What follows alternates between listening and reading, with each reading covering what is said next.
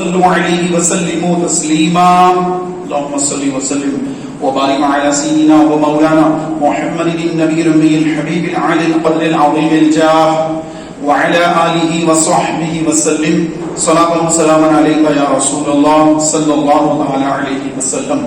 حضور نبی کریم صلی اللہ علیہ وآلہ وسلم کا فرمان ہے کہ جب کوئی مسلمان درود شریف پڑھتا ہے تو اللہ تبارک و تعالیٰ عز و جل اس پر رحمت نازل فرماتا ہے.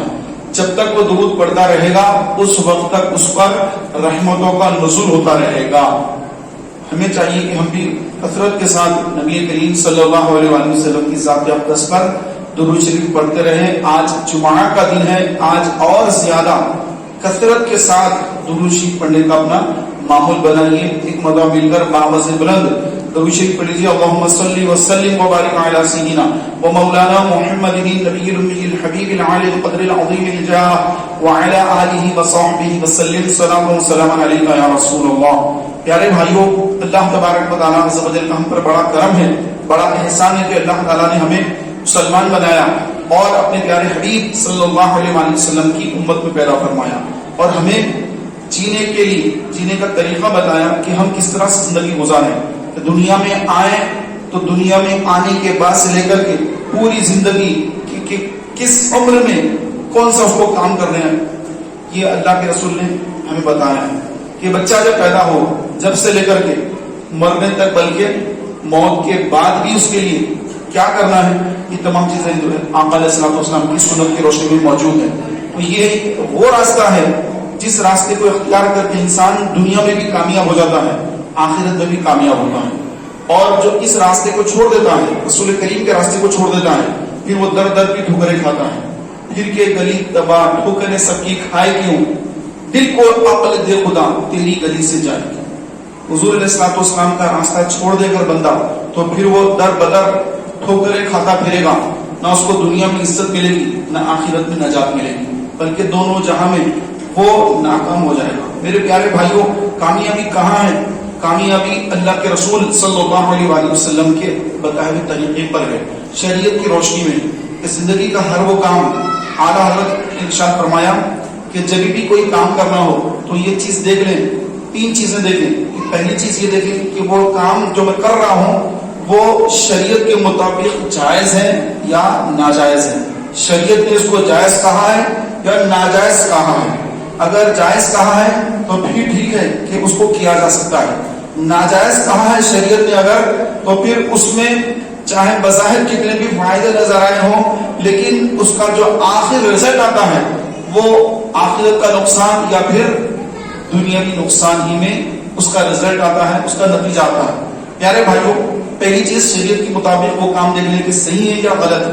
پھر دوسرا, اعلیٰ حضرت نے یہ فرمایا, دوسرا یہ دیکھیں کہ وہ کام کیا میں کر سکتا ہوں یا نہیں کر سکتا. کہ بعض ایسے کام ہوتے ہیں کہ جائز ہوتے ہیں لیکن ہر آدمی وہ کام کر سکتا نہیں کر سکتا. تو دیکھ لے کہ میری گنجائش کے اندر ہے, میں اس کی استطاعت رکھتا ہوں یا نہیں. اگر رکھتا ہے تو پھر کام میں آگے بڑھے. پھر فرمایا, پھر یہ دیکھ لے کہ پھر اس کام کو کرنے کے لیے اب کیا کرنا ہے, ہمت جٹانا ہے. اگر تیسرا کام ہے کہ میں کر سکتا ہوں تو پھر اس کے اندر حوصلہ پیدا کرے, اپنے اندر حوصلہ ہمت پیدا کرے اور اللہ پہ توکل کر کے, اللہ کے ساتھ بھروسہ کر کے کام کو شروع کرے. تو یہ 3 چیزیں اعلیٰ حضرت نے ارشاد فرمائی.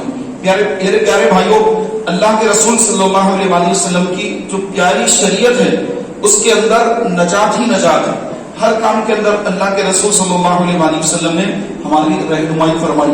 یہاں تک کہ اگر کسی کو شادی کرنا ہو تو آپ نے شادی کے بارے میں فرمایا کہ نکاح اس طرح کرو.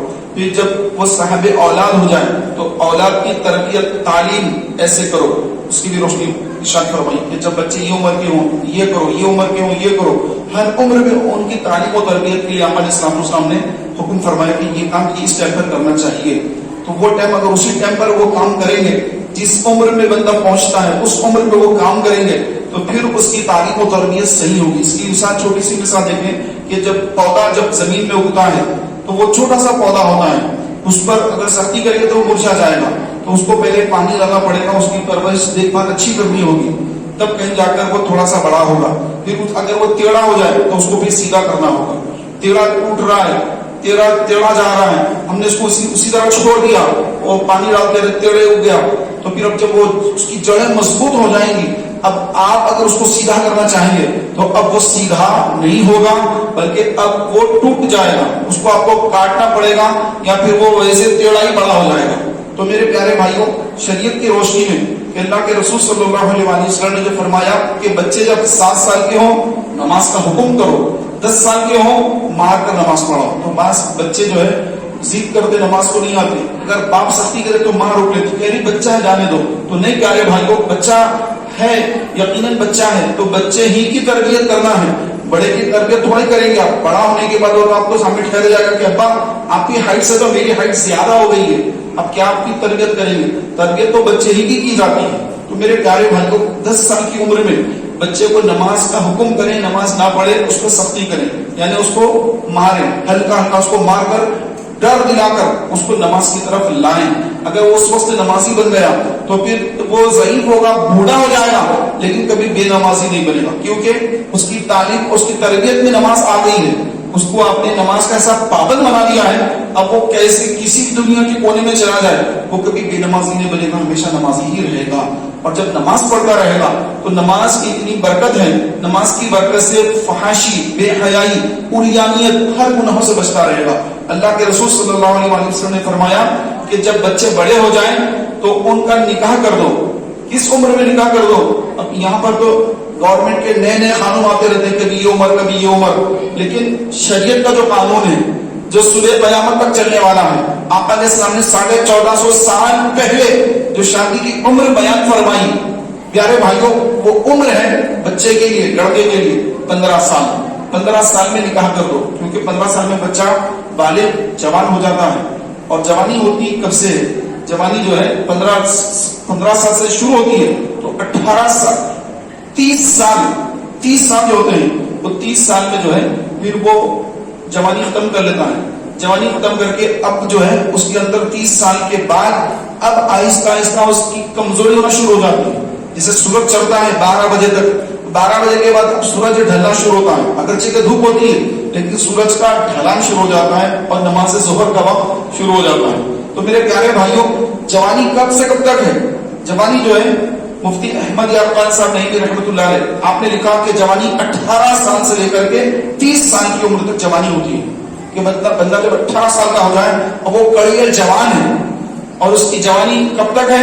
جب تک وہ 30 سال کا نہ ہو جائے. جب 30 سال کا ہو گیا اس کی جوانی ختم, اب وہ جو ہے ادھڑ بل کی طرف آ رہا ہے. تو ہمارے پاس شادیاں کب ہوتی ہیں؟ بچے کی عمر 32 سال, 34 سال, 35 سال, 36 سال جب شادی ہوتی ہے ہمارے پاس. یہ اتنا بڑا المیہ ہے, نہ صرف بچوں کے بلکہ بچیوں کی لیٹ شادیاں ہوتی ہیں. بچیاں جو ہیں ان کی شادیوں میں لیٹ ہو جاتا ہے. پہلے جب لڑکے آتے ہیں تو پھر وہ ریجیکٹ کرتے ہیں, نہیں کہ نہیں لڑکا یہ پڑھا ہوا نہیں, یہ پڑھا ہوا ہونا, گورا اسمارٹ ہونا, ایسا ہونا, کماتا کتنا ہے, یہ ہے وہ ہے. کئی جو ہے پابندیاں لگا کر, شرطیں لگا کر بچیاں عمر بڑھا لیتی ہیں. جب عمر بڑھ جاتی ہے تو اب پھر وہ رشتے نہیں آتے بلکہ عقد ثانی کے رشتے آنا شروع ہو جاتے ہیں. تو میرے پیارے بھائیوں, اب 18 سال کی عمر میں 15-16 سال میں اگر حضور اسلام جو فرمایا کہ 15 سال میں نکاح کر دو, اگر 15 سال میں نکاح ہو جاتا تو پھر وہ 16 سال 17 سال میں صاحب اولاد بھی ہو جاتا. پھر اس کی جوانی وہ کبھی, اب اس کی جوانی جو ہے وہ محفوظ ہو جاتا, لیکن اس کی جوانی تو چھوڑ دیجیے, وہ تو 32 سال 35 سال میں شادی کر رہا ہے. جب تک اس کا کیا حال ہوگا, کتنی آنکھوں سے بدنگاہیاں کرتا رہے گا, کتنی لوگوں کو نعوذ باللہ, کتنی جو لڑکیوں اور عورتوں کو نعوذ باللہ اس کی نظر, غلط نظر اس کی طرف بڑھائے گا اور گندی نظر سے دیکھے گا, اس کی نگاہوں کی حفاظت نہیں کر سکے گا. اور وہ آنکھوں کا زنا ہے, اور اس کا ذمہ دار کون؟ اس کا ذمہ دار وہ خود بھی ہے, اس کے ماں باپ بھی ہیں, کیونکہ انہوں نے وقت مقررہ پر اس کا نکاح نہیں کیا اور اس کو چھوڑے رکھا. بعض لوگ تو ایسے ہوتے ہیں کہ ماں باپ یہ بچے کی شادی کرنے کو تیار نہیں ہوتے کہ اگر بچے کی شادی کر دیں گے تو پھر بچہ ہمارے ہاتھ سے نکل جائے گا. ماں کو یہ ڈر ہوتا ہے کہ یہ بیوی کا غلام نہ بن جائے، تو ماں جو ہے باپ اس کو روک کے رکھتے ہیں، اور یہاں تک کہ ہمارے یہ کام ہو جائے، پہلے بچی کی شادی ہو جائے، پہلے اس کی شادی ہو جائے، پہلے یہ ہو جائے، تو 10 کام ہم سامنے رکھ لیتے ہیں اور پھر شادیوں میں لیٹ کر دیتے ہیں. اس کے نتائج بڑے خطرناک نکلتے ہیں کہ آج کل زنا کے اڈے عام ہو رہے ہیں، اور اس کو گورنمنٹ کی طرف سے پرمیشن مل رہی ہے، پرمٹ مل رہا ہے، اور ہوٹلیں نعوذ باللہ باضابطہ گناہ کے اڈوں کو جو ہے پرمیشن دے کر اس کو آباد کیا جا رہا ہے. جبکہ میرے آقا علیہ الصلوۃ والسلام نے فرمایا کہ نکاح کو اتنا آسان کرو کہ زنا کرنا مشکل ہو، زنا مشکل ہو جائے. تو استغفر اللہ معاذ اللہ، آج حالات یہ ہیں کہ زنا کرنا آسان ہو گیا، نکاح کرنا مشکل ہو گیا. یہ حالات کس نے بنائے؟ کس نے بنائے حالات؟ ہم نے بنا لیے، ہم نے بنائے، ہمارے گھر والوں نے بنائے، ہمارے گھروں کے بڑوں نے خراب کیے ماحول کو. کہ انہوں نے نہ شریعت کو دیکھا نہ سنت کو دیکھا. انہوں نے دیکھا کیا کہ انہوں نے یہ دیکھا کہ بس زندگی میں میرا نفع کیا ہے. ہر بندہ اپنے نفع کی سوچتا ہے کہ میرا کس میں نفع ہے. بیٹے کا نفع یا نقصان وہ نہیں دیکھے گا، وہ اپنا دیکھے گا کہ میرا کیا ہوگا. ماں اپنا دیکھے گی، بیٹے کا نہیں دیکھے گی کہ بیٹے کی کیا عمر ہو گئی ہے، وہ نہیں دیکھ رہی ہے. اس کو ڈر ہے کہ میرا بیٹا اتنے پیسے کماتا ہے، اگر میں اس کی شادی کر دوں گی تو پھر یہ لا کے پیسہ جو ہے وہ اپنی بیوی کو دے دے گا، اور ہم کو کہیں گھر سے نہ نکال دے، ہم کو کہیں اولڈ ایج ہوم میں نہ ڈال دے. تو اس کے دل میں کئی وسوسے آتے ہیں. اگر وہ شریعت کی روشنی میں اپنے بچوں کی تربیت کرتی، تعلیم کرتی، تو اس کو کسی چیز کا خوف اور ڈر نہ ہوتا، کیونکہ اس نے شریعت کے مطابق اپنے بچوں کی تربیت ہی نہیں کی. اب اس کو ڈر ستا رہا ہے، اور پھر وہ بچے کی لائف خراب کر رہی ہے اور خود گناہ گار ہو رہی ہے. اور پھر بچہ بڑا ہو کر کے نعوذ باللہ غلط راستے پہ چلا جائے، زنا کے راستے پہ چلا جائے، اور نعوذ باللہ غلط دوستوں میں بیٹھ کر وہ گانجا، چرس اور طرح طرح کے نشہ آور چیزوں میں مبتلا ہو جائے، تو پھر پیارے بھائیوں اس کے بعد روتے ہیں. آ کر عالم دین کے پاس آتے ہیں، امام صاحب کے پاس آ کر کہتے ہیں کہ ہمارا بچہ ایسا کرا، آپ ذرا ان کو سمجھائیے، آپ ان کو بتائیے، آپ ذرا ان کو نماز کو بلائیے. ارے نماز کی بلانے کی عمر تو آپ نے کھو دی. 10 سال کی عمر میں بچہ سو رہا ہے، آپ بھی بازو میں سو رہے ہیں، نماز کا وقت ہے، نماز مسجد پانے کو آپ کو تیار نہیں، تو آپ کا بچہ کہاں سے آئے گا؟ آپ کو خود کو نماز کو آنا تھا، بچے کو ساتھ لانا تھا، وہ عمر میں تو آپ نے یہ کیا نہیں. اب بچہ ٹیڑھا ہو چکا ہے، بچے کی تعلیم و تربیت نہیں ہوئی ہے، بچہ غلط ماحول میں چلا گیا ہے، تو اب اس کی تعلیم و تربیت کرنا انتہائی دشوار اور بہت مشکل ہو گیا ہے. اب وہ آپ کے ہاتھ سے نکل چکا ہے. پیارے بھائیوں اس کے بعد بچے کئی طرح کے گناہوں میں ملوث ہو جاتے ہیں. طرح طرح سے جو گاڑیاں بھگا بھگا کر اپنی لائف برباد کر لیتے ہیں. گاڑیاں پہ ایکسیڈنٹ ہو جاتے ہیں، ہاتھ پیر توڑ لیتے ہیں، بعض لوگ تو مر جاتے ہیں. تیرنے چلے گئے، تیرنے چلے گئے، کوئی تالاب میں چلے گئے اور جا کے اور گر رہے تھے اور ڈوب کے مر گئے، کیونکہ باپ نے اس کو بیجا سختی کی. بعض وقت پر جب بچہ بڑا ہوتا ہے اب اس پر بلا وجہ کی سختی کی جاتی ہے، جبکہ وہ سختی کرنے کی عمر نہیں ہوتی ہے، وہ تو فرینڈ بنانے کی عمر ہوتی ہے، دوست بنانے کی عمر ہو چکی ہوتی ہے بیٹے کی، نہ کہ اس پہ سختی کرنے کی.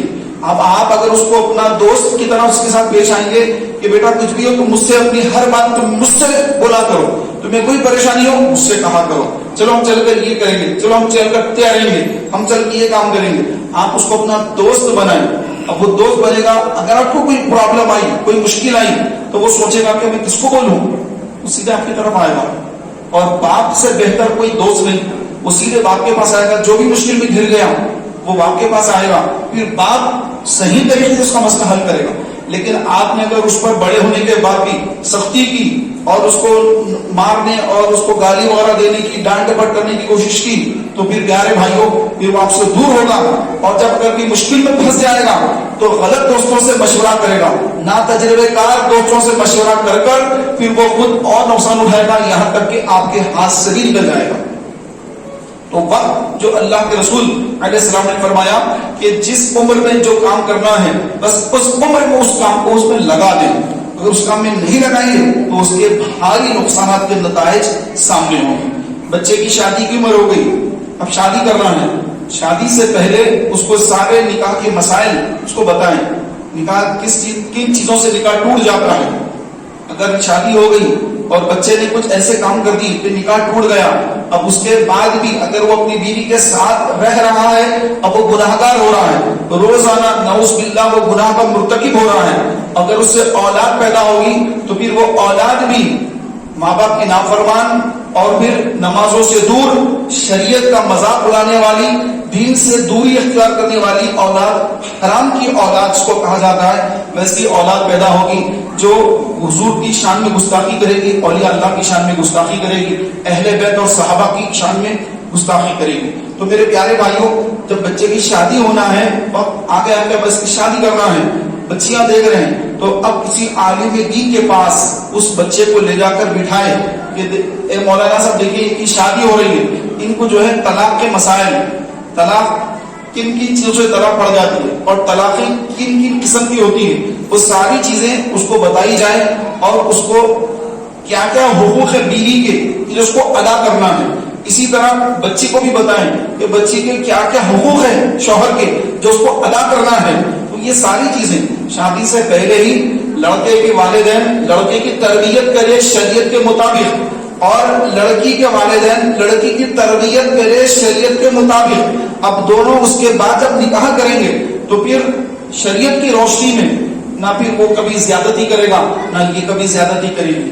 اگر کسی طرف سے کچھ اگر ہو بھی جاتا ہے تو پھر صلح کرنے اور مل جل کے رہنے کے فضائل اور پھر اللہ کس سے راضی ہوتا ہے، یہ تمام چیزیں اگر ان کو بتائیں گے تو پھر ان کے پاس لڑائی جھگڑے بھی کم ہی ہوں گے، اگر ہو بھی جائیں تو پھر ان کے اندر صلح صفائی آسانی سے ہو جائے گی، ورنہ پھر ٹوٹنا، رشتہ ٹوٹنے تک بات پہنچے گی، کیسز ہو جائیں گے اور کورٹ کچہری تک بات چلی جائے گی، نقصانات ہوں گے، زندگیاں تباہ ہوں گی۔ اگر اب تک وہ صاحب اولاد ہو چکے ہیں تو پھر ان کے بچوں کی خرابیاں ہو جائیں گی کہ بچہ ادھر آئے گا کہ بچہ ادھر جائے گا، پھر بے شمار اس کے بعد مسائل پیدا ہو جائیں گے۔ تو میرے پیارے اور محترم بھائیوں، کہ آج کل دیکھا جاتا ہے کہ جب شادی ہوتی ہے تو لڑکے کو معلوم ہی نہیں کہ کن باتوں سے نکاح ٹوٹ جاتا ہے۔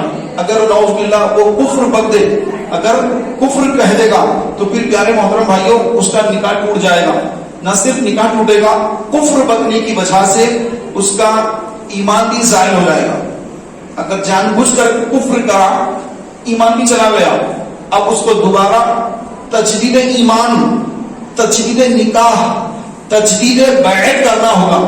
اگر تجدید ایمان نہیں کرے گا اور نمازیں پڑھتے رہے گا تو پھر اس کی نمازیں قبول ہی نہیں ہوگی، کیونکہ اس نے تو کفر کر لیا ہے۔ اب کفر سے توبہ کر کے دوبارہ اس نے کلمہ پڑھنا ہے، مسلمان بننا ہے، تو بنا ہی نہیں، اس کو پتہ ہی نہیں چلا کہ میں تو ایسے ایسے کلمات بک کر کافر ہو چکا ہوں، اس کو خبر ہی نہیں۔ نکاح سے بھی بیوی نکل چکی ہے اور جس پیر کامل سے بیعت ہوا تھا وہ بیعت بھی اس کی ٹوٹ چکی ہے۔ اب اگر اس حال میں موت آ جائے تو اس کا ٹھکانہ سیدھا جہنم ہوگا، اس کے لیے بڑا دردناک عذاب ہوگا۔ تو کفر کن چیزوں سے کفر ہو جاتا ہے کہ زبان سے آدمی جب نعوذ باللہ کوئی ایسا لفظ بولے جس سے اس کا ایمان نکل جائے تو کون کون سے الفاظ جس سے ایمان برباد ہو جاتا ہے، یہ اس کو معلوم کرنا ضروری ہے۔ پیارے بھائیوں، چند ایک باتیں میں عرض کر دیتا ہوں کہ جیسے نعوذ باللہ کسی نے نماز کا مذاق اڑایا، شریعت کی کسی بات کا مذاق اڑایا، اللہ کے رسول صلی اللہ علیہ وسلم کی شان میں توہین کیا، یا جس کے سامنے توہین ہوئی تو وہ سن کر خاموش رہا اور اس کو مان لیا کہ ہاں یہ ٹھیک ہے، ہاں یہ بھی صحیح ہے، اگر نعوذ باللہ سمجھا، یا پھر کوئی سنت کا مذاق اڑایا، جیسے داڑھی کی ایک سنت ہے، داڑھی کا کسی نے مذاق اڑایا اور وہ بھی اس میں ساتھ میں ہنس رہا ہے، تو جو ہنس رہے ہیں، جس نے مذاق اڑایا، مذاق اڑانے پر جو ہنس رہے ہیں، جو خوش ہیں اور راضی ہیں، کیا ٹھیک ہے، صحیح، اس میں کیا غلط ہے، اگر ایسا سمجھ رہا ہے یا مذاق اڑا رہا ہے تو وہ بھی کافر ہو جاتا ہے۔ کافر ہو گیا، اب اس کا ایمان بھی گیا، اس کا نکاح بھی ٹوٹ گیا، اس کی بیعت بھی چلی گئی۔ تو میرے پیارے بھائیوں، اس طرح بہت سارے گانے گاتے ہیں لوگ، گانوں میں بھی کفر ہوتا ہے۔ کئی ایسے گانے شاعر لوگ ہوتے ہیں جو کفریہ شاعری کرتے ہیں، اس لیے میرے آقا علیہ السلام نے فرمایا شعراء جہنم میں ہیں۔ شعراء یعنی شاعری کرنے والے، شاعروں کی جمع، شعراء جہنم میں ہیں۔ تو جو حضور علیہ السلام کے دور کے جو شاعر تھے، مسلمان صحابہ جو حضور کی شان میں ناخوانی کرتے تھے، تو انہوں نے عرض کی یا رسول اللہ کیا ہم بھی جہنم میں ہیں؟ تو آپ علیہ السلام نے فرمایا اس سے مراد تم نہیں بلکہ وہ شعراء ہیں جو اپنے کلام میں کفر بکتے ہیں، جو اپنے کلام میں اپنا جو کلام لکھتے ہیں اس کے اندر کفریات لکھتے ہیں، تو ایسے شعراء جہنم میں ہیں۔ تو اب لوگوں کو کیا معلوم کہ کون سی بات میں کفر ہے، اس کو گانوں میں گایا جاتا ہے۔ شاعر صاحب نے شاعری لکھ دی، اب وہ گانوں کے اندر آ گئے اشعار، اب وہ گانے جو ہے گائے جا رہے ہیں اور گانے جو ہے اب مسلمان بھی فلم دیکھ رہا ہے اور گانے بھی سن رہا ہے، اور گانے سن کر گانے وہ بھی گنگنا رہا ہے، وہ بھی یہ گانے اس کو یاد ہو گئے گھر میں سنتے سنتے، اب وہ بھی گنگنا رہا ہے گانے، اس کے اندر تو کفر لکھا ہوا ہے، کفر بکا جا رہا ہے، اور مسلمان بھی جو اس کو گا رہا ہے اس کے بچے بھی وہ گانے گا رہے ہیں، تو پھر پیارے بھائیوں اس کا کیا بنے گا؟ وہ تو کفر بک رہا ہے۔ تو اس طرح سے جو لوگ کانوں کے اندر کفر بکتے ہیں، یا پھر زبان سے بے احتیاطی کر کے کفر بکتے ہیں، یا پھر کسی غیر مسلم جو مر جاتے ہیں تو ان کے لیے مغفرت کی دعا کرتے ہیں، تو ان کو بھی جو ہے ان کا بھی ایمان چلا جاتا ہے، کیونکہ کسی کافر کے لیے بخشش کی دعا مانگنا یہ حرام اور کفر ہے۔ کوئی کافر مر گیا، آپ کا پڑوسی تھا، اچھا آدمی تھا، آپ سے اچھا ملتا تھا اور آپ کے اچھے تعلقات تھے، اپنا بزنس پارٹنر تھا، الغرض اچھا آدمی تھا۔ غیر مسلموں میں اچھے آدمی بہت زیادہ ہیں، اچھے انداز میں بات کرتے ہیں، ملاقات اچھی کرتے ہیں، سب اچھے رہتے ہیں، لیکن ان کے پاس ایمان نہیں ہے، وہ کافر ہے۔ تو اب وہ کافر ہے، اگرچہ کہ وہ اچھے ہیں، مسلمانوں سے بھی محبت کرتے ہیں، اچھے سیکولر ذہن کے اچھے کافر ہیں، لیکن اگر وہ مر جائیں تو اب آپ ان کے لیے اگر مغفرت کی دعا کریں گے اللہ کی بارگاہ میں کہ اے اللہ اس کی مغفرت فرما دے، تو آپ اگر اس کی مغفرت کی دعا کریں گے تو آپ کافر ہو جائیں گے۔ کیوں؟ کیونکہ قرآن پاک کے اندر فرمایا گیا کہ جو کفر پر مریں گے اللہ ان کی ہرگز بخشش نہیں فرمائے گا، ان کو ہرگز معاف نہیں کرے گا، ان کی کبھی بخشش نہیں ہوگی۔ اللہ تعالیٰ فرما رہا ہے کہ کافر کی کبھی بخشش نہیں ہوگی۔ اب آپ کہہ رہے ہیں کہ اللہ اس کو بخش دے، اللہ فرما رہا کہ کبھی نہ بخش لائیں گے۔ اب آپ جو اللہ کی اس آیت کو نعوذ باللہ کاٹ کر اب آپ اللہ سے کہہ رہے ہیں کہ اللہ اس کو بخش دے، تو ایسا جو کہے گا اسی کا ایمان برباد ہو جائے گا۔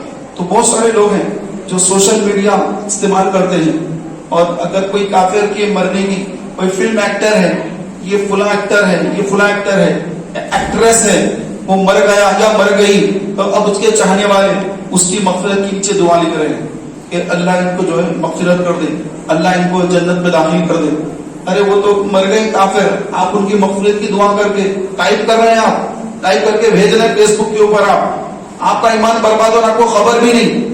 تو میرے پیارے محترم بھائیوں، ہم کو اپنے ایمان کی حفاظت کرنا ہے۔ آقا علیہ السلام نے فرمایا کہ آخر دور ہوگا اور حالت یہ ہوگی کہ مسلمان صبح اگر مسلمان تھا تو شام تک کافر ہو جائے گا، شام میں تک کافر تھا تو صبح میں رات میں اگر مسلمان تھا صبح تک کافر ہو جائے گا، یعنی صبح سے شام تک کبھی بھی کفر بک دے گا، پھر شام سے صبح ہونے تک کبھی بھی زبان سے کفر بک دے گا، جس کے سبب اسلام سے نکل جائے گا۔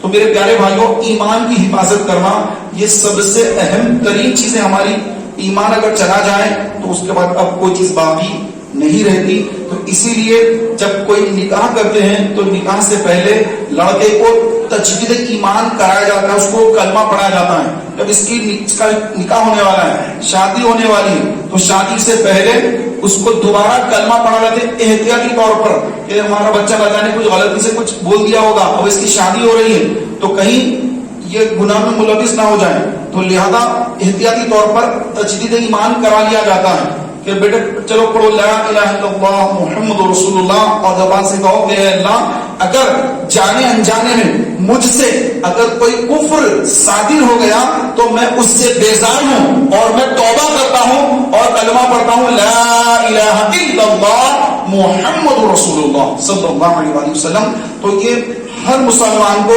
روزانہ سونے سے پہلے اپنا کلمہ پڑھ کر تجدید ایمان کر کے سونا چاہیے، تاکہ اس کا ایمان محفوظ رہ سکے۔ اللہ تعالیٰ کی بارگاہ میں دعا ہے کہ مولا تعالیٰ ہم سب کو کہنے اور سننے سے زیادہ اخلاص کے ساتھ عمل پیرا ہونے کی سعادت عطا فرمائے۔ آمین بجاہ النبی الامین صلی اللہ